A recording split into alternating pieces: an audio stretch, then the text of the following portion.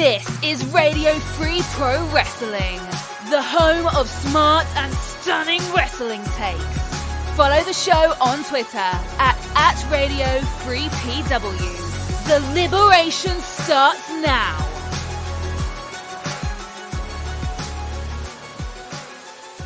Well, ladies and gentlemen, welcome to this week's episode of Radio Free Professional Wrestling, and thank you for joining us as we continue our march to WrestleMania. And of course, I am joined by Jake from the Winning City. David is enjoying a little time with the family, so it's just us running the show this week, Jake, so we're going to run amok. The inmates are running the asylum. I love it. And the road to WrestleMania is going to hit a roadblock this Saturday with Elimination Chamber, as well as with another crazy pay-per-view with Battle in the Valley from New Japan Pro Wrestling in the Bay Area. So it's going to be a very busy weekend. Okay, Jake, quick question for you. Which one are you looking forward to the most? You've seen both cards. Do you want to look at Elimination Chamber, or are you more excited for Battle in the Valley? Elimination Chamber I'm probably going to check out first.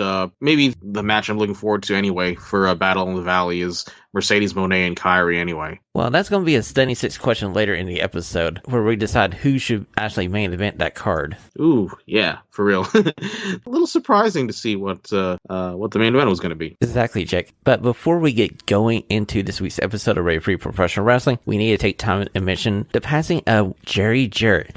He passed away yesterday at age 80. He has been battling cancer for a long time, and he is a legendary promoter in the North American area. I mean, like Memphis Wrestling, like across the state from where I live in Knoxville, he basically built Continental Wrestling from the ground up and turned it into one of the hottest promotions ever during the territorial days. You know, I just watched that Tales of the Territories episode on Memphis. Now, just recently doing a lot of YouTube wormholes of classic Memphis.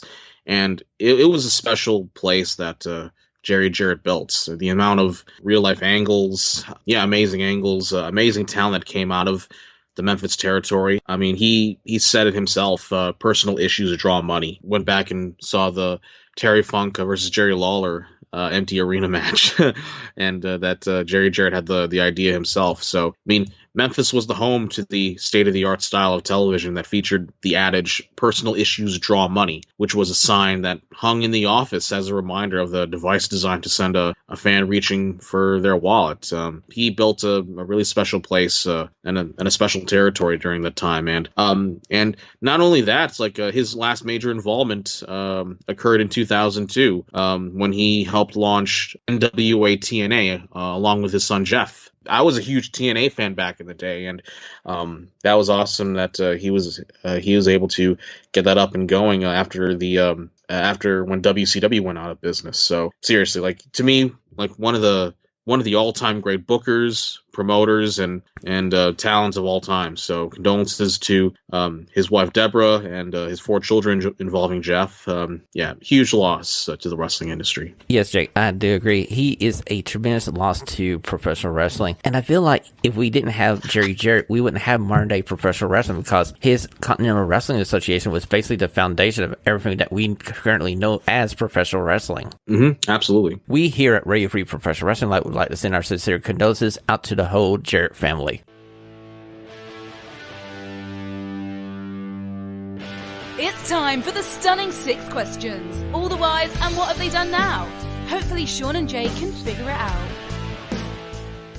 Okay, Jake, stunning question number 1 for you. We're going back to last Wednesday night, and it felt like it was the MJF show featuring AEW TV, as MJF was basically over the first hour and a half of the TV show, and one thing stuck out, and it was his promo after his match with Takesha. Jake, did that promo just jump the Shark Tank? So it's interesting because MJF had I thought it was an amazing match against Konosuke Takeshita. It was very well done and well versed. But yeah, we did see a lot of MJF last week, and you know, that promo, it was pretty awkward, I gotta say, because like I did like the first half of the promo, just like mentioning himself and you know, just being so braggadocious, obviously, as he always does. But it went to the part where he was in high school and he pretty much like almost admitted to a crime where he and his girlfriend switched places after he crashed his own car, and you know the sirens were closely nearby behind him and just admitted to be such an huge a-hole and do anything to get out of a situation. Yeah, I know like a lot of people liked this promo, but I just felt like it went to an area where it shouldn't have gone. If you get what I'm saying, like I think it just crossed too much of a line that it just felt like weird in my opinion.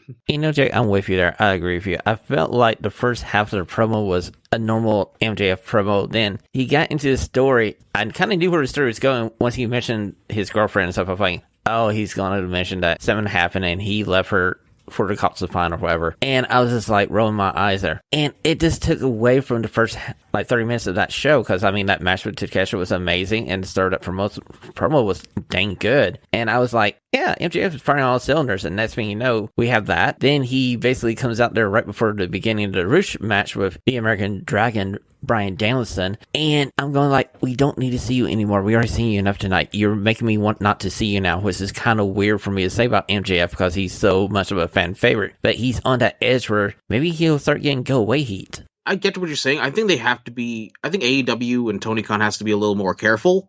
Because like if they start, I'll give him this. Like he's not wrestling every week. Which I do appreciate. But yeah, I mean, like they should be careful on how they position him every week and don't have him show up on almost every spot on the show. I didn't mind this week, but if it starts happening like every week where he starts showing up throughout the duration of the show in multiple spots, then I'll probably have the same complaint that you have. Well, Jake, I had another issue with last week's episode of AEW Dynamite, and it was the main event. And I think you know where I'm going, because it's the Acclaim versus the Gun Brothers for the AEW World Tag Team titles. Do you believe they took the titles off the Acclaim too soon? Oh, definitely. I was pretty shocked when it happened last week. Yeah, I mean, I thought they could have like saved it. Have like a normal loss last week, and they could have saved it till Revolution, which is like just a few weeks from now. I mean, they could have just saved that. But one thing I did appreciate at the end of Dynamite last week is that when the Gun Brothers won the title, I did appreciate that Dynamite did not sign off in its normal way of got to get the show off fast because it's getting up to the top of the hour. They just stuck with the Acclaimed and Billy Gunn, and they just let it sink it in for the audience for at least a couple minutes, because like we were all just wondering like what the hell just happened. So it kind of builds up to a very interesting story for the next couple weeks regarding the tag team titles. So I mean, yeah, felt very conflicted on that, but I am intrigued to see what happens within the next couple weeks. Now, one positive thing I will say about this, Jake, is I was so happy they didn't go down the road where, oh, hey, look, it's Billy, and he's turning on the Acclaim. Because they gave us that moment where we were thinking that he might do it. Then here comes one of the Gun Brothers, and they just nailed their father with the belt. I'm going like, you know what, that makes him more of a heel, and I hate him even more now since they basically laid Billy out. Yeah, I'm really happy that Billy did not go back to that usual trope and team up back with his son. So I mean, look, the Acclaimed and Billy Gunn, they're hot right now, and I don't think it's a wise idea to get rid of that right now. I think a lot of people are kind of speculating that maybe they got the belts off of the Acclaimed so FTR can face the Gun Brothers, and you have this match where FTR can get the titles from the Gun Brothers, and you don't let the Acclaim take a loss to the FTR. Mm-hmm. That's a good idea. That's probably one solution right there. So, but we'll see what the status is of about FTR in the next, hopefully in the next few weeks if they do come back. Okay, Jake, we're going to my third sending question of the week, and it's an interesting question as I was watching last week's episode of AEW TV as we're kind of focusing on AEW this week. I was like going, who is their top babyface outside of the American Dragon? Because you see Katesha, I see a lot of upside to him. I feel like he could be their next hot babyface. And, they're on again, off again with Hangman. Who is the top babyface in this company? And it's really weird because you see where Ricky Starks is at right now. And unfortunately, I've pretty much jumped the gun on that whole thing with the feud against the Jericho Appreciation Society. I just feel like, this is not what I want to see Ricky Starks at right now. This is probably like a huge road bump for him and AEW trying to book Action Andretti among like in the same route with Ricky Starks, which they're trying to push like two. Like I said a couple weeks ago that they're trying to push two guys at once. So I mean, yeah, I mean that's a very good point. I mean, the only like top dog like babyface that I see right now is pretty much Bryan Danielson. And looking back at that, I don't see Hangman doing that much. And you can argue that CM Punk was their top lead babyface in 2022 regarding like the amazing feud with MJF. So I mean, yeah, as of right now, it's probably Danielson. I mean, hopefully it will change when we get into the summer and to the fall, though. To see we can finally see Starks come out of that little shell that is the JAS, and he can obviously be on his own terms and see what he can do on a main event level. Exactly, because I feel like with Danielson being your lead face, you have a short-term face, but eventually he's not going to be wrestling anymore. And this is the perfect time to bring somebody along. And I feel like going into the summer here, you got three choices. You got Tatesha, you got Ricky Starks, you have Hangman Adam Page. And yeah, if you want to try to do Ashley Andretti, you can do them, but try to keep them all separate and let them have a show where you can focus on them. I could see him do like, just try to get for one of the mid-card titles, like the All-Atlantic or the TNT title down the road for Andretti. But yeah, I mean, hopefully that will change in the next couple months, and we'll finally see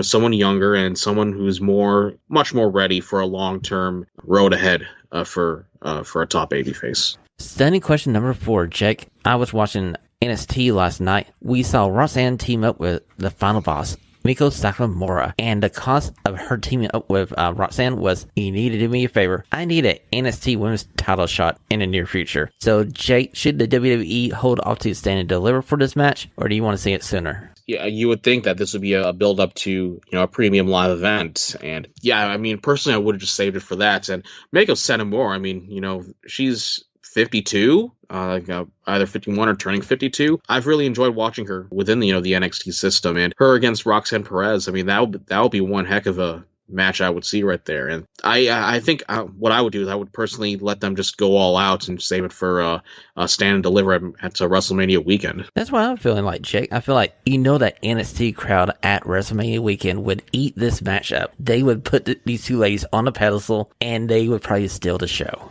Mm-hmm. Yeah, agree. Now, my only concern about this, if they do this match this soon, who's the lady that's going to face Roxanne at Stand and Deliver? Or do you put the title on the final boss? Ooh, that is a very good question. Personally, I would like to see what Sakamura can do with the title. I mean, with Roxanne, she's pretty much gone through all the ladies and the rest of the women's roster in NXT. So, but hey, I mean, I love what Roxanne is doing. I mean, I think she should be kept strong as of right now, and see what she can continue to do in the women's division. Maybe see what he can do with what she can do against JC Jane or on her own, or maybe we can see if she's ready, like you see Simone Johnson, Ava Raine, to be a part of that top spot in the women's division in NXT. I just got thinking about this, Jake. You could literally have somebody come into this match, cause this match to have a no contest finish, and have a triple threat at NXT at Stand and Deliver. Yeah, ditto on that. So okay, Jake, we're moving over to my 5th stunning question of the week. As I woke up Saturday morning, I was getting excited to watch the New Japan Pro Wrestling, and I found out somebody lost a match, and it's an end of an era for New Japan Pro Wrestling as Jay White loses to Hikuleo, and he is banned from wrestling in New Japan only, but he can wrestle in North American version of New Japan. Mm-hmm.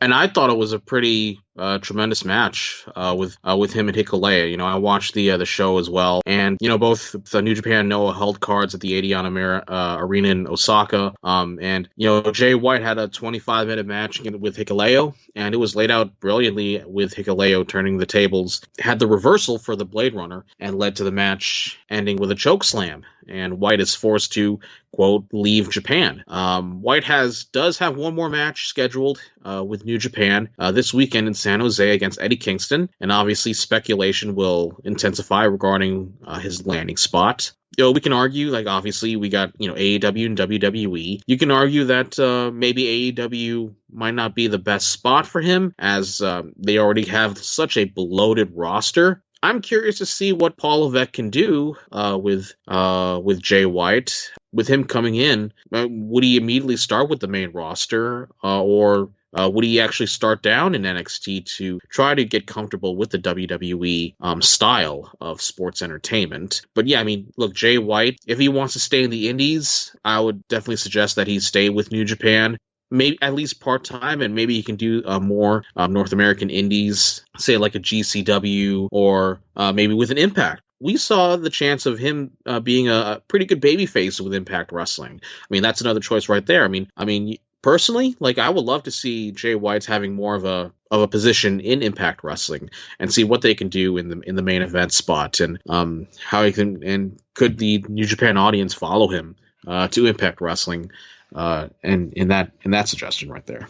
Jake, that's a good idea, because I didn't even think about that. And Impact could use somebody of his level in the company to face Josh Alexander, and I feel like he would probably have a bigger avenue for success in a company there. If you bring him to WWE, I feel like you need to start him in NXT. You probably want to debut him probably WrestleMania weekend, so you have that crowd going like, "Oh my God, it's Jay White," and that way it transmits to the casual NXT viewer. This guy's special. This is somebody you need to keep your eye on. It can definitely help, like, NXT's original intent is like bring the indie stars in and give a little bit of a rub with them, and probably can bring in some more viewers to NXT. Yeah, that can definitely be a choice right there. But yeah, I mean, him, Jay White, against Josh Alexander for the Impact World title, I mean, that's one heck of a program I would love to see in Impact. Exactly. I would fork over $40 for a pay-per-view just to see that match. Yeah, sure. Yeah, let's go ahead. Yeah, on Fight TV. I mean, come on, man. I mean, I would definitely be lit for that. Okay, so I want to add on an additional stunning question here. As I was watching NWA's Enough Said pay-per-view, Matt Cardona lost his match against Tyrus. Now he is looking forward to a period where we're trying to figure out what he's going to do next. I did watch last night's episode of Power, and it seems like he's heading towards a feud with Bully Ray possibly, but there's also rumors that he might be heading back to the WWE. So where do you want to see Matt Cardona, Jake? Ooh, I don't know if I want, at this point, I don't know if I want to see him go back to the WWE system. I mean, I just don't know, like, how he's going to be used anyway. So as of right now, like, with me, Matt Cardona, personally, I would like to see him stick around in the North American Indies, like having more of a presence full-time with GCW, or maybe with Impact. So that's kind of pretty much like the couple choices I would have right there. I would be with you there, Jake, but his buddy Cody's back in the WWE, and I feel like the people who were kind of not in favor of Matt Cardona being a major player, pardon the pun, in the WWE isn't in Power anymore there, supposedly. So I feel like maybe let him go back. I feel like he has something that he wants to prove for himself, and he wants to go. That's cool. But wherever he's going to go, I feel like he's going to be a better person than what he was like 6 years ago. Yeah, that's true. He followed the footsteps of Cody. Him going back to Zack Ryder to see what he can do.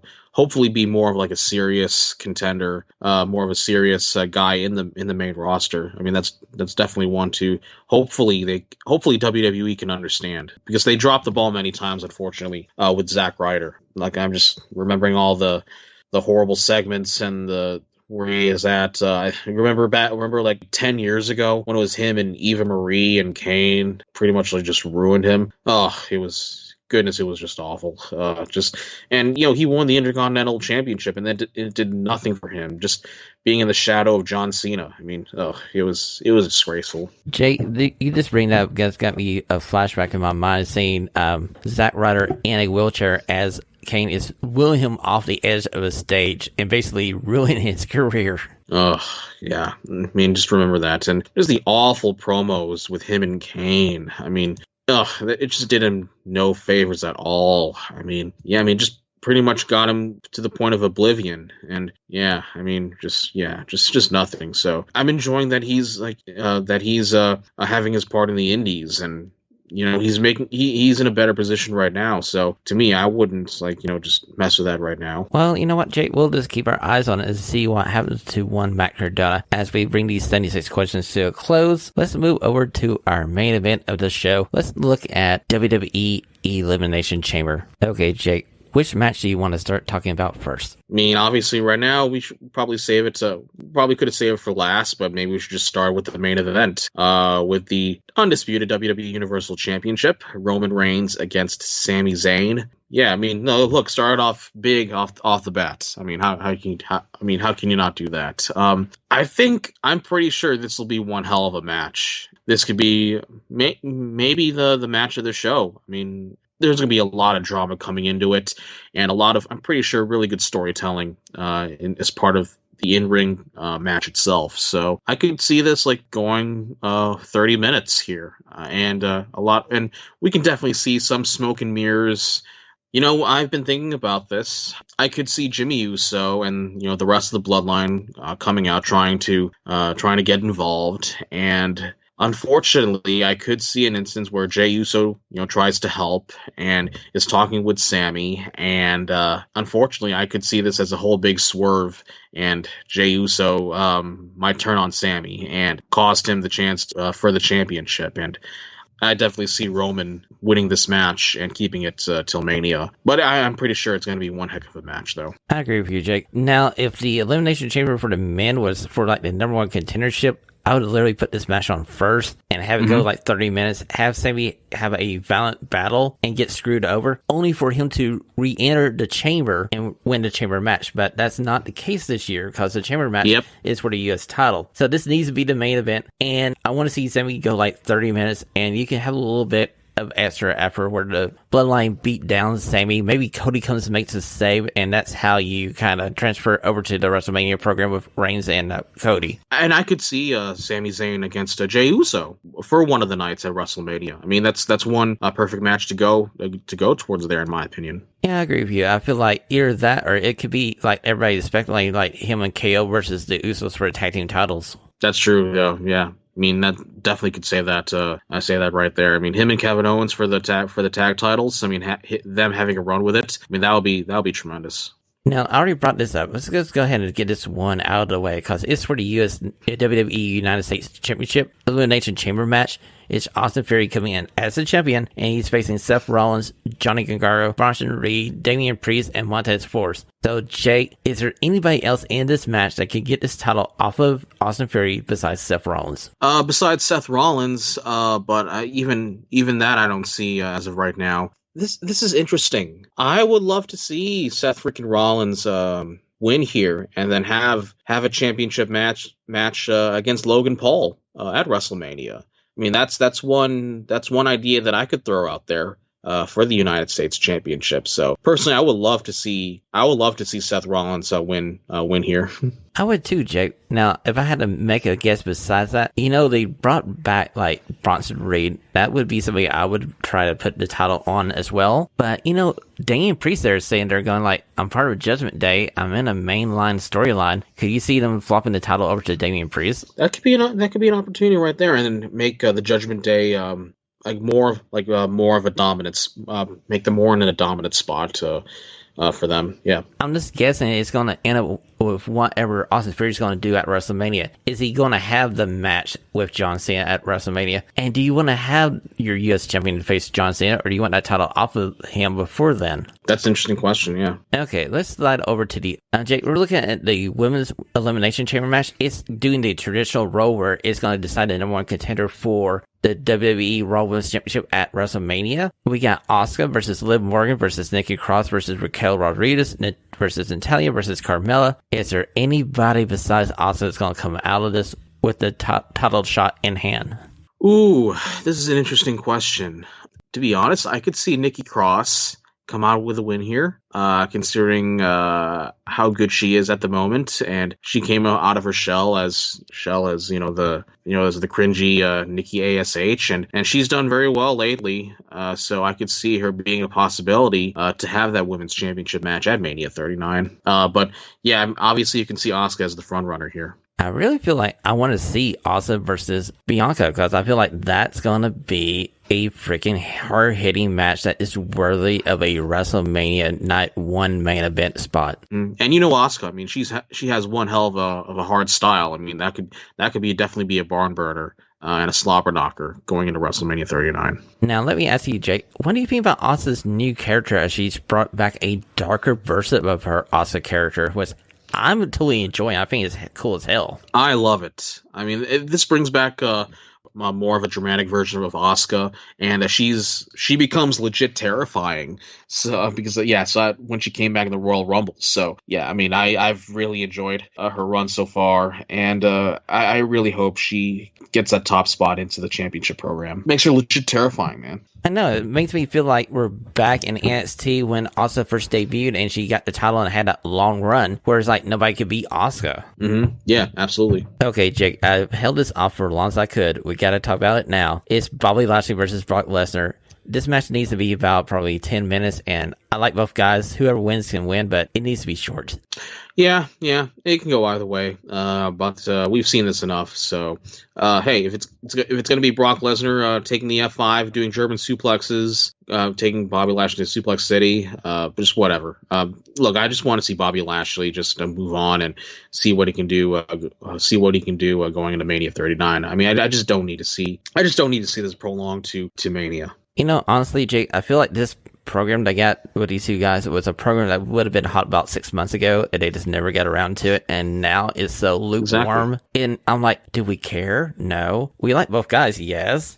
Who's the heel face here? Because I can't figure out who's the heel and who's the face. Is Bobby the face? That's the way they booked this. Like, why are they positioning it this way? Like, who's the villain? Who's the guy you're cheering for here? I mean, that's all on the creative aspect of things. I mean, they didn't do a great job like building this feud, and it's kind of unfortunate to say because this is one of the programs that I was really looking forward to with Lashley and Brock and Lesnar when Lashley came back to the company back a few years ago. So. But yeah, they didn't really do a great job in the writing of this match. Exactly. Okay, we got one final match. It's Edge and Beth Phoenix versus Finn Balor and Rhea Ripley. Do we see the end of this program here at Elimination Chamber, or do we go one step further and we go to WrestleMania and see Edge versus Finn Balor at Mania? With this match, I could see the Judgment Day winning here because, Finn Balor and Rhea Ripley have been so good. It was Dominic Mysterio instead of Finn Balor. That could be like a different story.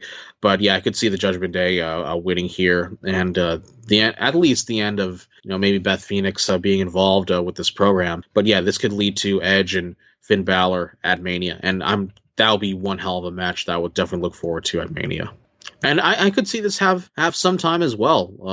With this one, maybe about like 10 to 15 minutes. So I definitely see the Judgment Day winning this match. Yeah, I'm with you there because I feel like you don't want Ripley to lose until you get her to WrestleMania. And do you take the title off Charlotte Flair or not? That's up for debate. But you let Rhea Ripley go into WrestleMania as this hot, undefeated kind of character that maybe just can beat the legendary Charlotte Flair. Mm-hmm. Yeah. Okay, let's slide over to NJPW Battle in the Valley 23. And we'll start with this question, Jake. Which match do you want to be the main event? Do you want it to be Kyrie versus Mercedes Malone for the IGP Women's Championship? Or do you want the traditional WGP World Championship? Which match should main event? As much as I love Tanahashi and Okada, and I'm pretty sure it's going to be it'll be an awesome match at San Jose.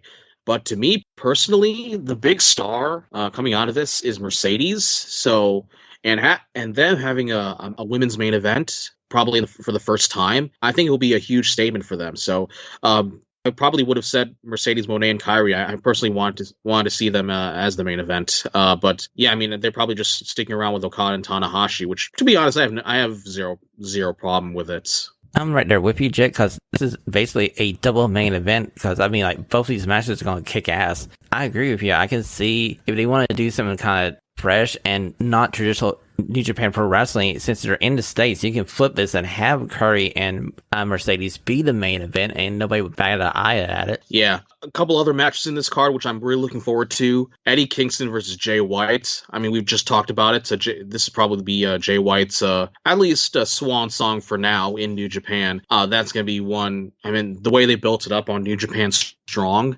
it was pretty awesome. And obviously with Eddie Kingston, I mean, you can't do any wrong with him. I mean, I'm pretty sure that's going to be one awesome match right there. And my boy Tom Lawler in a filthy rules fight against Homicide. No DQs. Ring ropes will not be used in this bout. This is going to be, man, I am so looking forward to that match as well. And then this is going to be one all-out brawl, probably throughout the stage as well. So, yeah, this San Jose card, I mean, what I see here, this could probably start around 9:30, 10 p.m. Eastern time, so it won't conflict too much on the Elimination Chamber pay-per-view. So, yeah, I expect the two main events to at least go past the ending of Elimination Chamber. But, yeah, this is one heck of a card, and yeah, really good for at least New Japan's big return to North America. I will say here, just to let everyone know, this is going to be an actual pay-per-view where you actually pay like an additional fee along with your New Japan World account.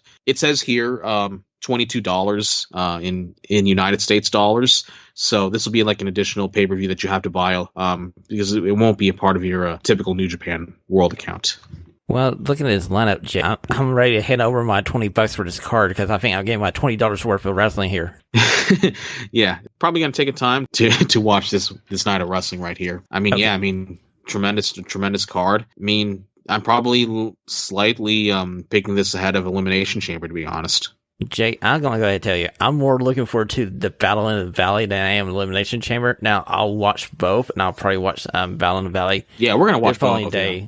But, you know, David would twist my arm off if I don't mention, oh, hey, Zack Sabre Jr. versus Clark Connor for the TV title. We need to talk about it for a second, and I'm hoping that Zack Sabre Jr. just becomes the champion or retains there. Mm-hmm. Absolutely, yeah. I mean, Zack Sabre Jr. I mean, he's got to retain the championship for a while. It'll be foolish not to. But the kickoff match, and this is going to be pretty interesting. It's going to be David Finlay versus Bobby Fish.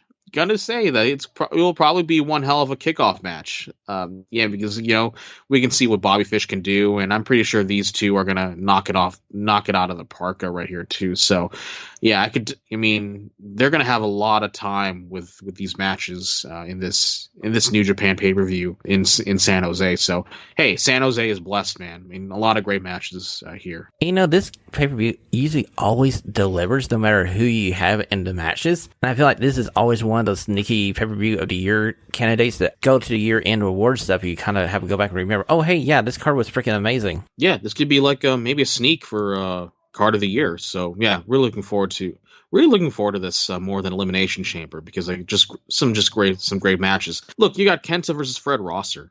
I mean, look, even Fred Rosser, he's done well for himself. So looking forward to this. The Motor City Machine Guns versus Nelson and Isaacs. I mean, come on. How can you go wrong with that? While you were talking about the Homicide versus Tom Lawlor match, I just rolled my eyes down there to that match and going like, you know what? I'm kind of looking forward to this because I've seen Homicide do some freaking amazing things at NWA, and I've seen Tom Lawlor do a little bit in the G1, so I'm going like, they should have a barnstorming match as well. Mm-hmm. Yeah, absolutely.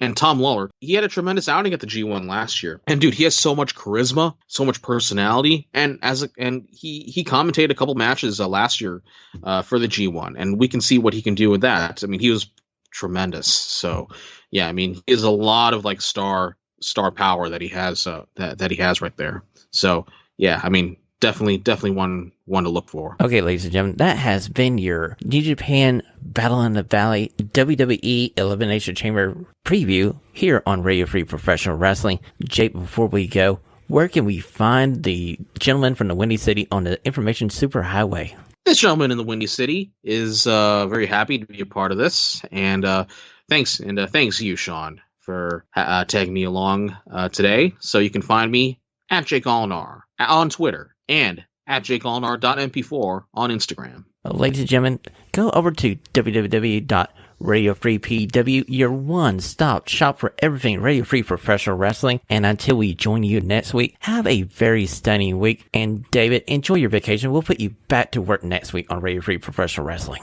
Davey, we miss you, man, but you can't miss it next week. Brother! This is Sergeant Arms of Christina on behalf of the guys. Thanks for listening to today's show.